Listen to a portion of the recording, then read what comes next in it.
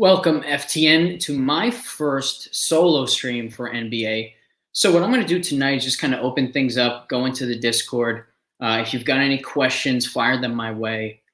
The very first thing that I'll say, the first observation that I made about this slate was 5 of the top 7 price guys on Drafkings are all Celtics. So either one of two things is true. Either the Celtics have another comfortable win, another blowout win, and this pricing is efficient, or this is a more competitive game, or even Miami goes back as the front runners, and we see a ton of value on the Miami side.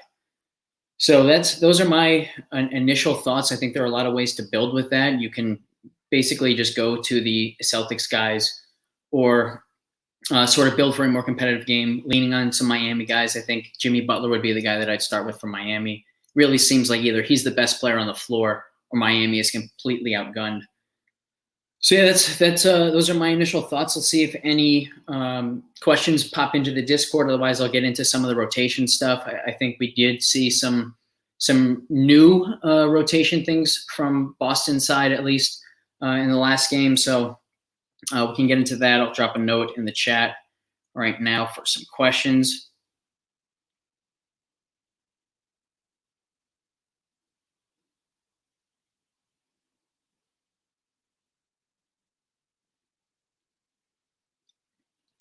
So about the rotations, the very first thing to note, I think, is Boston went to pretty much a 7-man rotation last game. So they had the starters and they brought Grant Williams off the bench and they brought Derek White off the bench. Pritchard really didn't play much. Not surprising. They've had a much worse net rating with him on the floor in the past couple games. Derek White has really stepped up his play. So that would certainly be one sort of counterpoint to this idea that maybe there are too many Boston guys priced up and too few guys on Miami priced up, in the sense that Boston has certainly had the tighter rotations, at least last game. Whereas, for Miami, once again with Tyler Hero, we should see some value, but it's sort of difficult because we don't know who is going to fill that void. We don't know how they're going to try, and we don't know if they're going to be able to. I think it's been really clear that they do miss him. They miss what he brings off the bench, and particularly what they miss is his combination of shooting and being able to get to the basket, some playmaking, putting the ball on the floor. They sort of went back and forth in the last game. Do they want Oladipo on the floor who can give them that playmaking, who can give them that penetration, but he lacks the shooting that Tyler Hero has? So then they turned some to Duncan Robinson, and actually Robinson was one of the more effective guys on the floor, as was Oladipo, as he has been for the past couple games now. So I think the Miami side of things is much more unpredictable because it's coming down to who shoots well. And that's something that we can't predict. And so I think on the Miami side of things, you really want to be more contrarian and maybe take a few chances on guys that if they get hot, they have a chance to play extra minutes. They have a chance for that spike game, but they could also really sink your lineup just because they might shoot poorly and only play 15 minutes. So I think that's how I would play the Miami side of things, whereas Boston, you can just be a little more towards the chalk of things and just play it that way. So one question in the Discord we have, do I think Derek White ownership gets too high here? That's a very good question. I think it's going to be very easy for people to be overconfident in his role, and particularly overconfident in his ability to create fantasy points and actually produce from a fantasy perspective, because throughout the season, especially the more he plays with the starters, he really, really doesn't produce a whole lot. And he's had 2 spike games in a row. So you combine the 2 spike games in a row with the, I guess, expectation that he's going to see those somewhat big, meaningful minutes again. And yeah, the potential is certainly there for him to be overowned. However, his price is at 5.4. There are a bunch of guys below him, like Oladipo's right below him at 5.2, PJ Tucker at 4.4, who certainly has more guaranteed minutes and I think will be far more popular. I think people will go down to Duncan Robinson at 3,000. They'll certainly play Caleb Martin at 1.2. I think he's one of the better values on the slate. So it's tough to say. I don't think Derek White will be overowned, but I also wouldn't rule it out. Like if you played him and you open your lineups once the slate locks and you see he's at 25%, I would certainly be disappointed to have him at that point. I think he's projecting in the range that is fair, somewhere between 10 and 15%. I think that would be efficient for him. He's just I think another one of those guys that, like, maybe the minutes aren't quite as guaranteed. So, for example, if we started this game and he, in his first 6 minutes, he was 0 for 3 from the floor and passed up a wide open three that turned into a worse shot for the possession, do we see them turn to Pritchard? It's certainly possible, and I think that, one of the other observations I make about that, like 1-2 punch off the bench for them with those guards, is earlier in the series, and in fact in the last stream I made the point with Eddie that it was actually Pritchard this series who had the better net rating through, I believe it was 3 games at that point, maybe it was through 4 games. I know it was through 3, because in the last 2, Derek White has really stepped up. He's been the far better player. Boston has been better with White on the floor than with Pritchard on the floor. And it's really contributed to the tightening of the rotations. In fact, if you look at the net ratings for the Celtics with different guys on the floor, the 7 guys who were in the main rotation last game are the only ones with a positive net rating. Pritchard is actually next, and he's at like -19 in those last 2 games. So very clear that they went to those tight rotations because of how things were going. But again, like I wouldn't guarantee that they continue to go that way, especially if Miami builds a lead early on. Maybe they then go deeper into the bench looking for something else, looking to change something up and just mix up the looks and mix up the combinations. Do I have any non-stud guys that I consider in the captain spot? Another good question. Yes, absolutely. Victor Oladipo. I made the point the last time I was on with Eddie that Oladipo really struck me as somebody who was a great captain play or a good fade. Now, he's not going to come with the ownership that he had last time, so I'm not taking that same stance here. But the range of outcomes is really wide for Oladipo. We have a pretty good sense that they will turn to him first as the first guy that they try to go to off the bench to play the Tyler Hero role of sorts. And so it's well within his range of outcomes that he does shoot well early on. We know that the steals, even the blocks, upside is there. We know he's going to push the pace and try to fill some of that usage void, particularly if Jimmy Butler continues to not quite be himself. There's a very good chance that Oladipo has that sort of spike game that he had 2 games ago.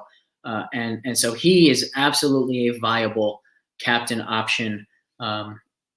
As far as I can tell, I think even when he went kind of nuts 2 games ago, I don't believe he was in the optimal as a captain. I believe he was in the optimal as a flex. So given the options up top and the fact that they should score so many more points just from a raw fantasy perspective, like whether it's Jimmy Butler, Jason Tatum, even Jaylen Brown, it sort of seems like that's the better path, especially with the value like Caleb Martin on this slate. But yeah, I think Oladipo is the one guy that I would go down to, sort of below the Marcus Smart range, I'd say, to even consider as a captain. Moving on to the next question we've got, what do I project for Jimmy? Man, that's a tough question. He's, like I said at the beginning of the show, it feels like he has to be the best player on the floor for Miami to have a fighting chance, especially in Boston. It's certainly well within his range of outcomes that he comes out. He looks healthy. He looks like the Jimmy Butler that we saw throughout the playoffs until the last few games. And he has a really dominating performance, but it's also possible that he just isn't quite right. And if he's not quite right, this Boston defense is suffocating and they're able to sort of have their way against him. They're able to force the ball out of his hands or force him to make some mistakes. It's one thing that you really notice when watching Jimmy Butler is how crazy athletic he is, right? Like every single time he jumps, you go, man, he's how tall? Because he's up higher than Bam. He's up higher than Robert Williams, every big on the floor. So when he doesn't have quite the lift, it's harder for him to get shots off. He really relies on that vertical leap to get mid-range shots off, to get in the paint, pump fake, and then raise up above the contested hand. So I think the key point with Butler is it's not really about a projection. You have to understand there's a wide range of outcomes with him. I think that he makes a fantastic captain play. In fact, he would probably be my favorite captain play. And yet at the same time, there's a lot of merit to fading him. I think he will continue to be one of the more popular plays on the slate in this game. In fact, I believe that he's projected as the most popular pretty much around the industry tonight. So there's the big possibility that he has another dud, that he just doesn't come through again, which makes him a viable fade. Also is a fantastic captain option. So again, it's less about a projection for him and far more about the entire range of outcomes for him. Who do I think wins tonight? Close game or blowout?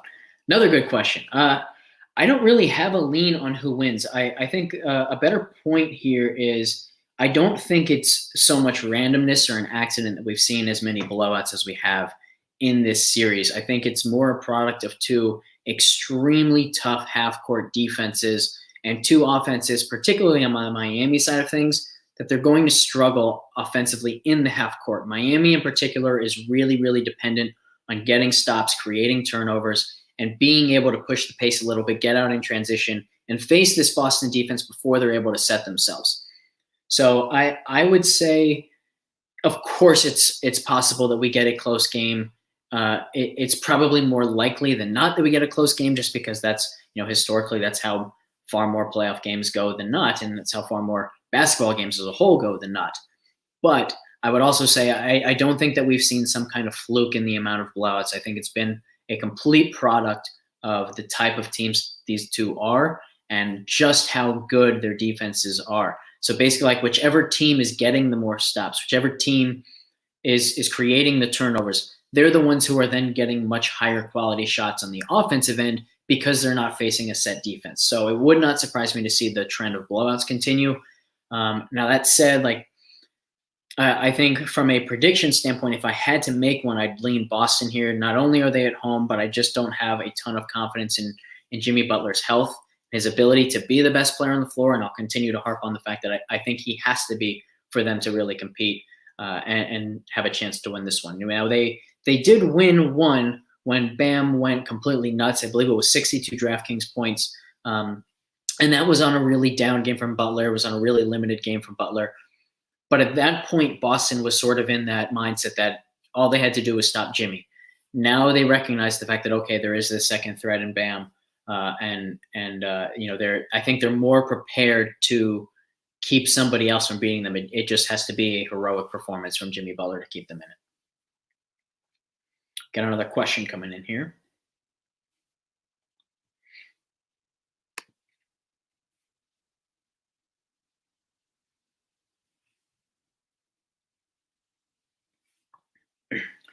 In the meantime, I'll talk a little bit more about this Miami rotation and what we've seen in the playoffs. Oh, here we go. I've been on Strus all series, and we all have seen he's been bad, but I want to go back. Talk me out of it. It's actually a perfect segue into the point I was going to make about this Miami rotation. A lot of what you can look at it, and I'm citing a lot of net ratings here, but it's important to recognize the fact that a guy can only be so valuable if he's missing shots, especially if he's somebody like Max Strus, who's on the floor in large part to make shots. And Strus has not been making shots. In fact, that's an understatement. He has been awful in the last couple games. So I think that he's on the one hand, you can look at it and say, holy crap, Strus has played 17 and a half minutes per game in the last two, and they've had a net rating of just 50 with him on the floor. 50. That's insanely low. Second worst on the team, which is still really, really bad, is Bam at 76 in those last two games.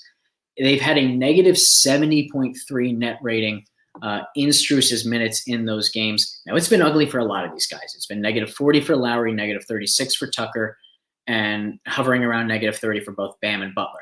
So the negative 70 is in large part just because they've gotten manhandled by Boston. But it's also because Strus has shot an 11.3% true shooting percentage in those two games. It's incredibly low. It's far lower than what we should expect from him. So I really, really think that there's a possibility that he does come back with a vengeance. He does make some shots early on, and if he's making shots, I'm very confident in saying he will play more than the 17 and a half minutes that he's averaged in the last two games. I think we would see far less Duncan Robinson. I think on the last show with Eddie, we were talking a lot about how Miami might try to fill the hero void. And we were talking about Duncan Robinson versus Oladipo really competing for minutes. And while I do certainly think that's true, I think it's probably more true that Duncan Robinson is competing with Strus for minutes. If Strus is off the floor, they really need that extra shooter. If Strus is able to stay on the floor, they're then able to go more towards Oladipo. So perhaps one thought for Showdown is think about the individual correlations like that. So if you want to play Oladipo in the captain spot, for example, it probably makes a lot of sense to have Strus as one of the value plays. If you don't want to have Oladipo, now it makes sense to have Duncan Robinson, and you don't want to have Strus in there. So that's just an additional thought to how to build. I think one of the points that I've made on a lot of streams is we're less trying to predict exactly what's going to happen, and we're more building lineups that make sense together and lineups that just give you a probabilistic advantage, knowing full well that if one or two things goes wrong, you might know in the first quarter that your hopes are dead, and that's okay, because especially if you're playing GPPs, if you're playing these tournaments and these showdowns and just going for broke, like you have to make those stands, and you have to put yourself in a position to benefit from chaos, which means when chaos doesn't come, you're going to lose, and that's just okay. That's how it's going to go. Can we trust Kyle Lowry? No, I think that's an easy answer. No, we can't trust Kyle Lowry. It's a shame. In fact, I was very much in the Kyle Lowry boat a couple games ago. I thought that once Hero was out, I thought he was going to be one of the guys who stepped up and reminded people that, yeah, he's actually a capable offensive player. He just isn't asked to do that all the time on Miami. That hasn't been the case. That hasn't been the case at all. He has looked terrible. Now, I want to give him the benefit of the doubt and remind everyone, like, he's injured, right? He's playing through some injuries that he probably wouldn't be playing through if it was the regular season. He'd probably be out for a month and a half with this kind of hamstring injury, whatever he's got going on. So we have to remember that, but giving him that benefit of the doubt doesn't mean that we should play him. In fact, if anything else, it means that we shouldn't count on a bounce back effort from him and some kind of shooting regression, because he's just not him. He's just not his true self right now. Fat Lowry is bad. He's playing the 30 extra pounds of butter biscuits. Yeah, it looks that way. Maybe in his time off when he wasn't able to rehabilitate, he forgot that means he can't eat all the donuts or whatever it is that he wants, and he's got to keep away from some of that food. And maybe he put on 10 pounds in the last week. Who knows? Yeah, this is I think this is a really sort of tough game to approach, because the far most likely outcome is that Boston has another comfortable win, in which case lineup building is pretty straightforward, but it also means that like everyone's going to have a similar build, and yet pricing is set up for that. So pricing is sort of already pushing for a comfortable Boston win. And so my inclination when looking at the slate, when looking at the pricing, is to build for a surprising game from Miami. Again, like that probably won't work out. That probably will mean that you just a quarter and a half into the game, you realize, all right, it's not my night on Showdown, and move on. But I think that's the best path if you're trying to get that takedown and have that really, really big night on DraftKings. Smart or Time Lord? Ooh, another good question. I think that my initial inclination is to say if Boston continues with this really, really tightened rotation, it benefits Robert Williams perhaps more than anybody else, because he's the guy who is more of a fantasy point per minute stud with the uncertain minutes, whereas we know Marcus Smart is going to play and play fairly heavy minutes. So if you have to sort of play that game and you think that Robert Williams has a more solid minutes floor tonight than he usually does, then that fantasy point per minute ratio that he has that's so impressive, that really comes into play and is quite beneficial. It gives him a higher ceiling than he usually has, because he suddenly has a chance to get to 30 minutes, but also has a much higher floor than he usually does, because once again, like it seems like they've tightened the rotations, and he is absolutely one of the guys who's going to be getting those minutes. And he's played quite well. Like I mentioned earlier, like in the last two games, we can look at the net ratings for players. Grant Williams is +6, Derek White is +16, and then you get Robert Williams at 26, Smart at 28, Brown 34, Tatum 36, Horford 36. So Robert Williams has held his own. They've been fantastic with him on the floor. Really just kind of sets things up to go there. And I think the other nice thing about that is we haven't really seen, at least in the last 2 games, that fantasy point per minute boom for him that we know he's always capable of. And yet he's still gotten the minutes. So if he's even more effective on the floor than he's been in the last 2 games, it could be a smash performance for him, which could be something that they need. Let's see if some more questions come in.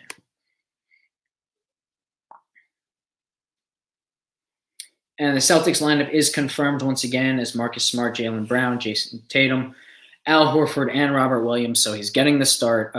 Again, I would lean there just because it feels like, now maybe we'll get burned on this, but it feels like going into tonight's game, we probably have the highest expectation for his minutes, the highest floor for his minutes, and the highest ceiling for his minutes that perhaps we've seen all playoffs. That's a really, really wonderful thing for a guy with such a high fantasy point per minute ratio. Price and ownership considered, rank those top Celtics. It's a tough one. I was wrong the last couple games. I really thought that Miami was going to be able to contain Tatum and force Jaylen Brown to be the one to beat them.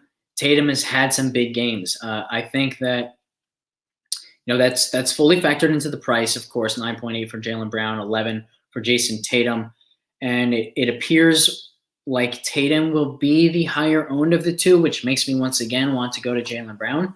But that's one of those situations where I don't always trust the ownership projections, not because I think they're inaccurate, but because I think most, at least like the vast majority of people who are going to be playing the showdown slate, understand the importance of game theory. So if everybody is looking at Jaylen Brown saying, okay, he might be 50 to Jason Tatum's 60 or 65, that makes it a pretty easy decision. I want Jaylen Brown. And then the next thing you know, it's Jaylen Brown who's at 65. Tatum has slipped down to 50.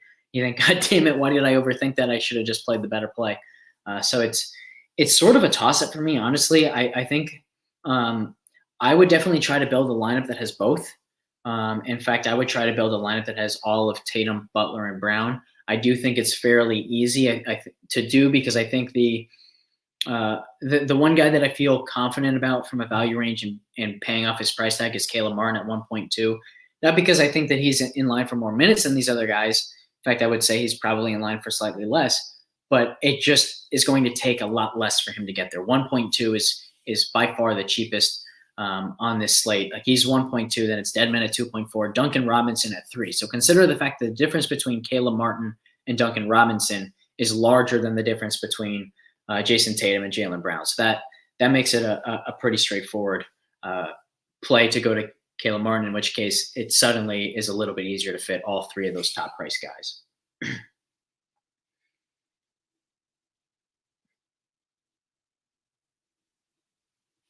Ooh, that's a good question. So based on what I just said about Time Lord, it sounds like it's a smart move to play him at captain, but I earlier said I was going to stop my consideration at Marcus Smart.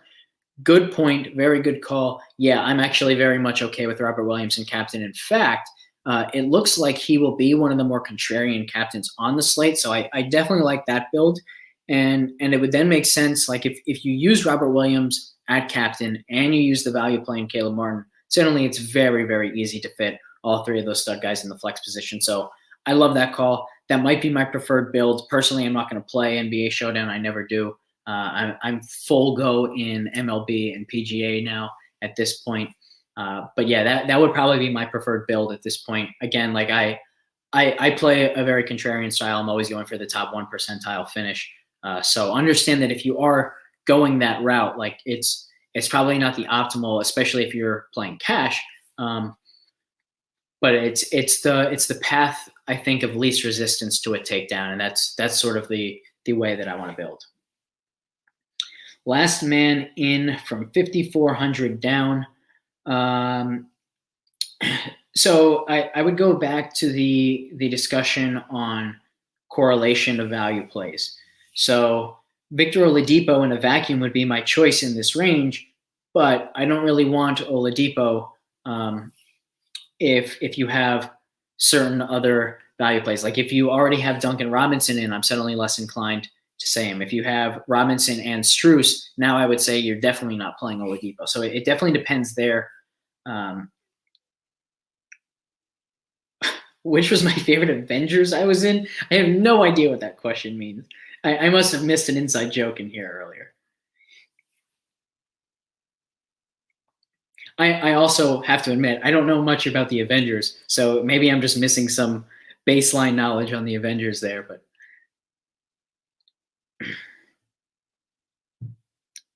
are you saying I look like Tony Stark? I don't know.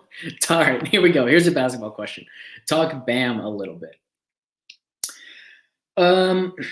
Where to start with Bam? I think I'll recall a discussion I had with Eddie on my last show, which was it shouldn't really be surprising that Bam has only had the one spike performance in this matchup. It's a very, very difficult matchup for him, particularly with Jimmy Butler not at his best. Like Boston, if Boston doesn't have to put the entirety of their focus on slowing down Jimmy Butler, it becomes a lot more difficult for Bam to do his thing.